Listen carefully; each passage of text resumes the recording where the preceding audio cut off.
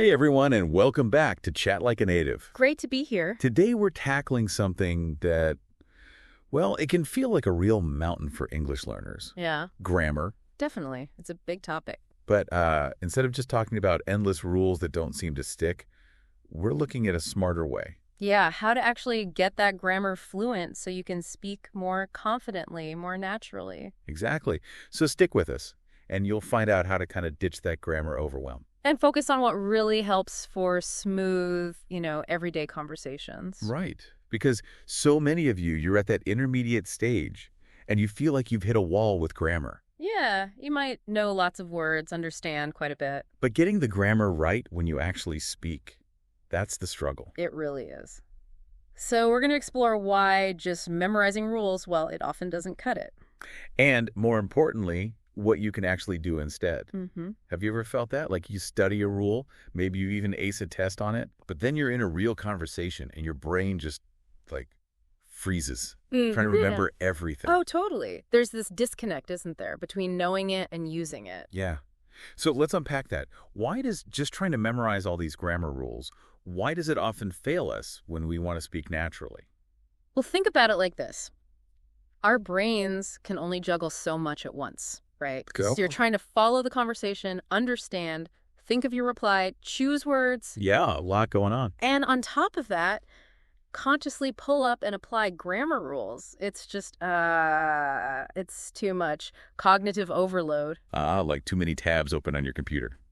That's a good way to put it. Exactly. Things slow down, maybe crash. And you end up focusing so hard on being perfect that you can't actually communicate your idea. Precisely. And often these rules, they're learned out of context, aren't they? Yeah, just a sentence in a textbook. Right. It doesn't show you how it really works in, actual spoken English. So knowing the rule is one thing, but using it spontaneously is another skill entirely. Totally. It's like knowing ingredients versus knowing the whole recipe and how to cook it. You need the process, not just the list. And let's face it, just reading about grammar, Yeah. it feels pretty passive. It is. Language learning needs action. You learn by doing, by engaging with it. Noticing patterns, trying things out. Making mistakes even. Reading a rule gives you the what, but not the how or the automatic feeling you need for fluency. Okay. So memorizing isn't the magic answer. Yeah. Got it. What are some of those typical grammar traps that intermediate learners fall into? We see a few things pop up again and again. A really common one is subject-verb agreement. Ah, okay. Especially that third-person singular S, hearing he go instead of he goes. Right, that little S seems small, but it sounds off if it's missing all the time. Definitely. Another big one is choosing the right tense. How so? Well, sometimes learners mix up the time words and the verb forms, like I will meet her yesterday. Okay. Future verb, past time. Bit of a clash. Exactly. It creates confusion. And then there are articles, a and the. Oh, yeah, those little guys are surprisingly tricky. They really are. Knowing when it's general a dog, any dog, versus specific the dog, the one we know. Like saying I saw a sun. Yeah, instead of the sun. Or maybe I ate an apple instead of an apple. It affects clarity. Gotcha.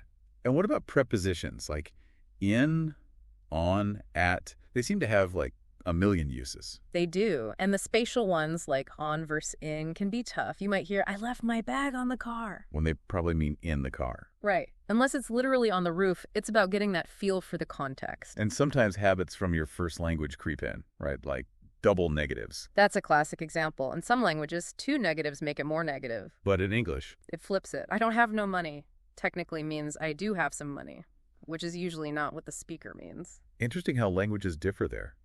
What about nouns like advice or information? Uncountable nouns. Another frequent spot. People might say an advice or informations. But you can't do that in English. Nope. It's some advice or a piece of advice. They represent a general concept, not single items you can count. Okay, so those are some common hurdles. Let's flip this. Instead of trying to master everything, what are the absolute core essentials, the grammar points that give you the most bang for your buck? Great question. If you want the biggest impact on clarity and sounding natural, focus is key. First up, I'd say master 3 high-value verb tenses. Okay, which 3 are we talking about? Present simple, essential for habits, facts, she works in IT, the sun rises in the east, stuff like that. Got it. Daily routines, general truths. Then past simple. Crucial for finished actions in the past. We fixed the bug.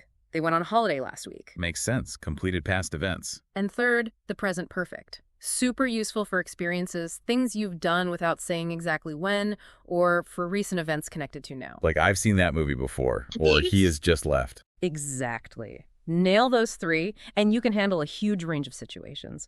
Forget the perfect continuous or future perfect for now. Focus on these core three first. Good advice. What else is essential? Articles. We mentioned them, A and A. Where are they so critical? Clarity again.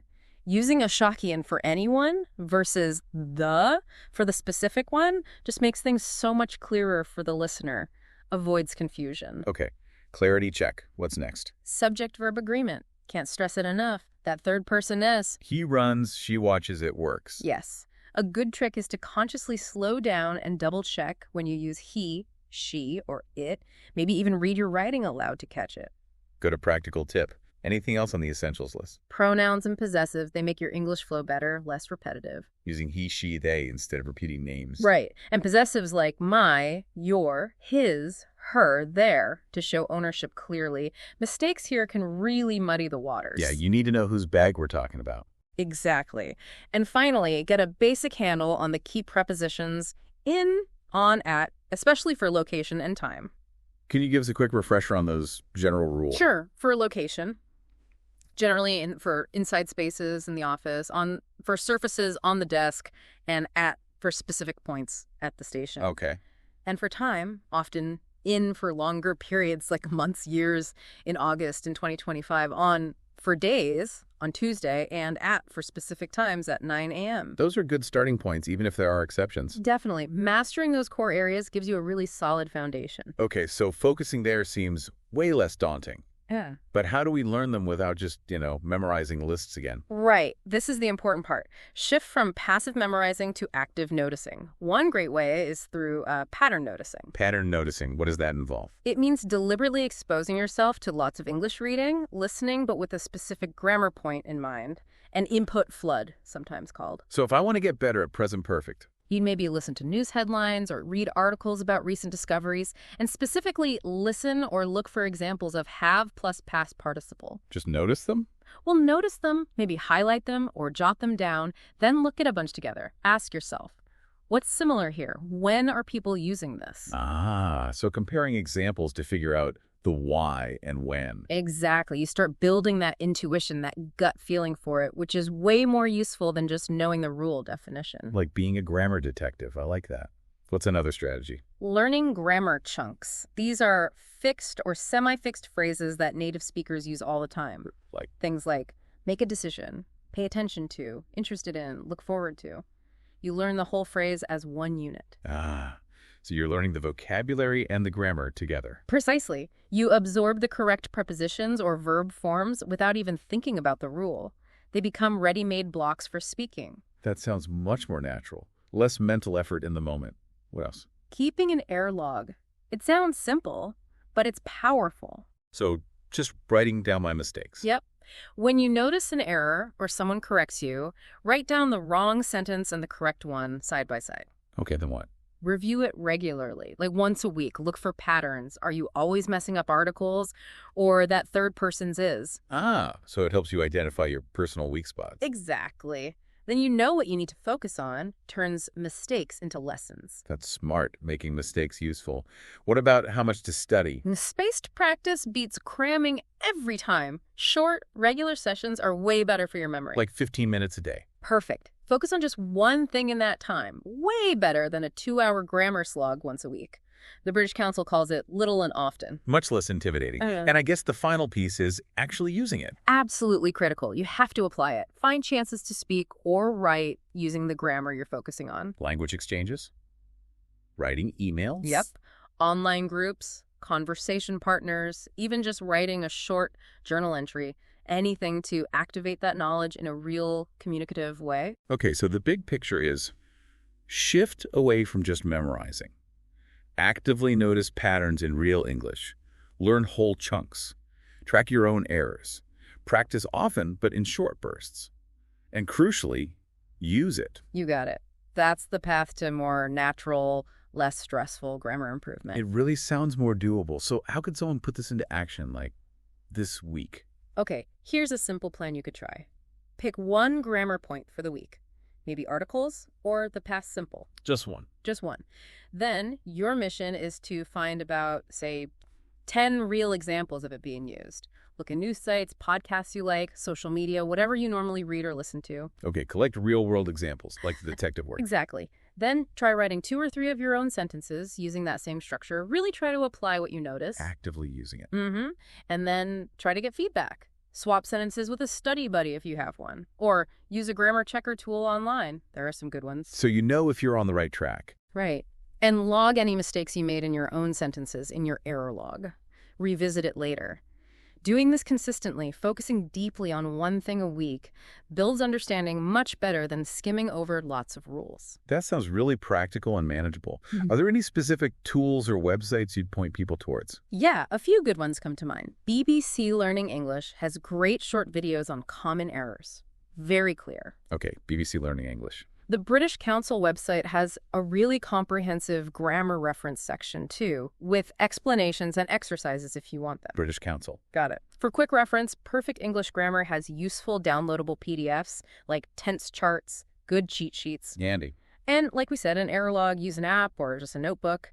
And definitely look into language exchange platforms for practice partners, Tandem, HelloTalk, places like that. Excellent resources. So wrapping this up, the main message is stop letting grammar rules overwhelm you. Absolutely. Focus on the core stuff that matters most for communication. Learn by seeing and hearing it used in context, by noticing patterns. Use chunks, learn from your mistakes, practice regularly but briefly. And most importantly, actually use the language. Communicate. That's how you internalize it naturally. It builds confidence and fluency together. This has been super insightful. Thanks for breaking it down like that. My pleasure. And for everyone listening, here's a little challenge for this week.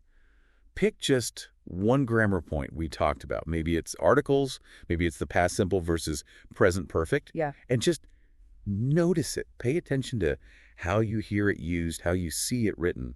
Just start noticing the patterns out there in the wild. Great first step. We'll catch you next time on Chat Like a Native.